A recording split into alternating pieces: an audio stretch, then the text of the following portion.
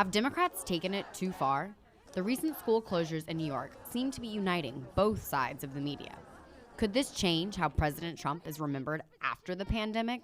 Watch as Democrats and the media collectively lose their minds. Is our consumption of modern media destroying the brain's ability to form memories? The world we live in allows for a constant stream of media stimulation to keep us engaged on their platforms for longer periods of time.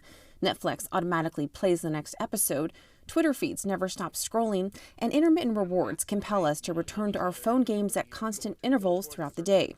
To watch TV and scroll Instagram on your phone while attempting to partake in a work Zoom call will not allow for you to register any of these tasks in a full capacity or possibly very well at all. A large number of local shops have turned to word-of-mouth marketing through social media as we are spending more and more time on Instagram, Facebook, and Twitter during quarantine.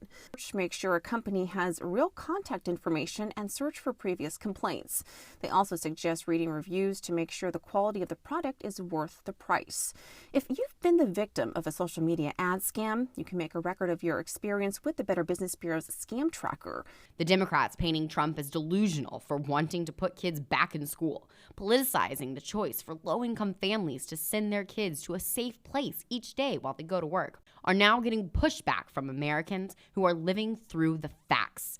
Kids and parents need school to be open for education, socialization, food security, and for the working parents' job security. So, is this sudden change in the left-wing media a sign of the time? However, sometimes these media streaming platforms will give you an option to rent or purchase your product for a steeper price. But do you really own anything? A new lawsuit against Amazon is trying to argue the option to purchase is false advertising.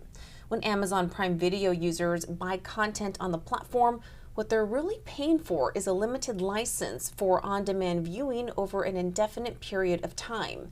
So, for instance, if you buy the whole season of Parks and Rec, but then NBC ends their agreement with Prime Video and decides to move the show to their own video streaming platform, Peacock, no more Ron Swanson for you. You'd be a fool not to pick me. This is also happening with the latest trend of media censorship. Several episodes of The Office and 30 Rock have been pulled from streaming services due to their use of blackface. Shut it down. Half of Americans are being told they should be ashamed, wanting law and order, wanting less violence in the streets.